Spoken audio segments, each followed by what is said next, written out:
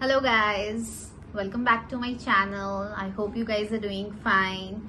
So today I'm going to share my insights on the three best Krishna teachings decoded my way. Though Bhagwad Gita was written thousands of years ago, but its relevance is timeless. So without any further ado, let's dive into the topic. So the number one teaching, which is very important for any person in general, is you have the right to work but not to the fruit of the work. So let's decode it.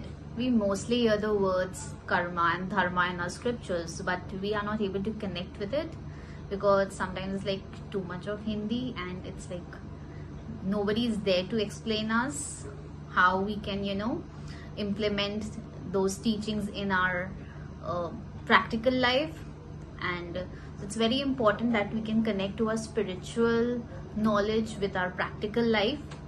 Otherwise there's no importance of that kind of education. What I have decoded from the books and from my personal experiences, that it's our right, it's our duty, it's our dharma to do our karma. It's like karma is your work, anything it can be, but it should be with good intentions, with sincerity, dedication, and you should be true to yourself. You should not do it for pleasing others, or you should not attach yourself to the outcome of that work, outcome of that karma, because it's not in your control, it's not in your power. The only thing you can do is to do it with your 100% effort and dedication. The outcome should never be the motivation for doing a karma or for doing a work, because you must enjoy the process of doing your work or your karma, because who knows, God is preparing you for better outcomes, and that requires many failures on the pathway to a bigger success in life. So you should not count those little failures or little rejections every day in your daily life, and you should not take it personally. You should just take the lesson from that failure and just keep moving forward in life. So no point in overthinking, overstressing, or getting depressed when you don't get the desired output. You just need to go with the flow. And I hope you guys have listened that song, Hrithik Roshan song, that Khali Aata Hai Hum and Khali Aat Jayenge.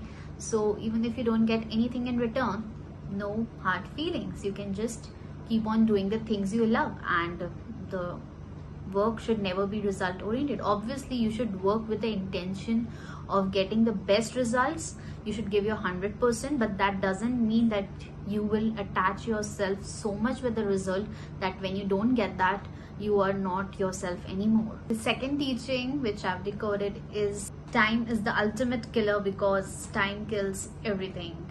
I think you guys have heard this phrase, ye vakti to hai guzar jayega. So yeah, the cycle of time keeps on moving, and again we have no power over it.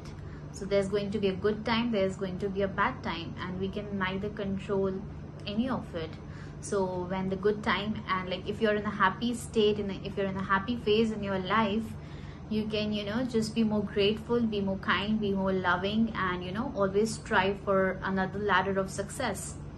But when you're in a bad state of mind, when you're not in a happy mood, that time it's the best time to work on yourself, to correct your mistakes, and be a better version of yourself, because success and failure is just an illusion. Like whatever might be success for you might be an ordinary stuff for somebody else.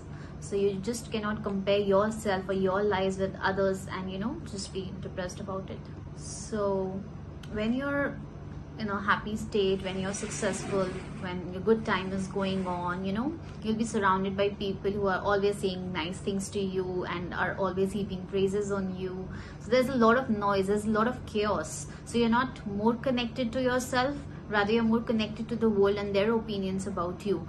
But when you are not in a happy state, when you have not achieved what you wanted, you are not in the zone of success according to your beliefs, so you're not surrounded by too many people, and thus the noise and chaos is also less. So that is the best time to connect to yourself, and you have more time for growth and recovery. So it all depends on your attitude, how you take the good times and the bad times. Happiness is a temporary phase, okay, but being joyful is a permanent state. So you should focus more on being a joyful person. So it's like irrespective of the good and the bad times, if you're a joyful person, you'll be happy, and you'll be like more focused in life. So your focus should more on being in a joyful state when you're confident about who you are, and you can just keep moving forward in life. So the third learning which I'm going to decode is know yourself, anchor yourself, and be conscious about your actions. Don't try to imitate, like we see so many successful celebrities on social media, and we try to imitate them, we try to learn from their journey, and we think that whatever they have faced we are going to face, and then we are going to overcome it, and we are going to become successful. That's never going to happen with anyone, because everyone's journey and process of growing and becoming a better version is different, because every human being is different.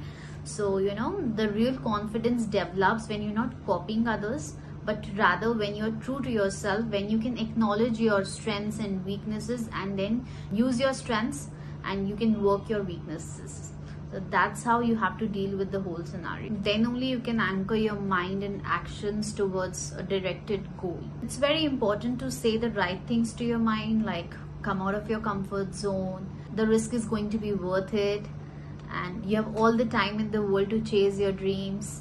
So you should not wait. That doesn't mean that you should keep on procrastinating, but now is the best time to go ahead in life, and be aware of your actions.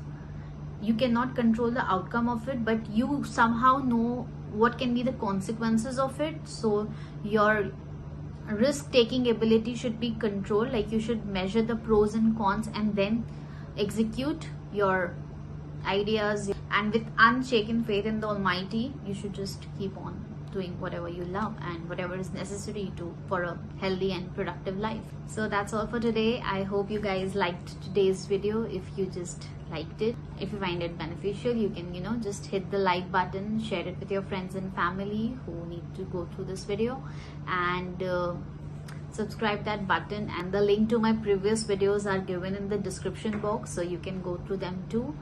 So see you guys in the next episode. Bye.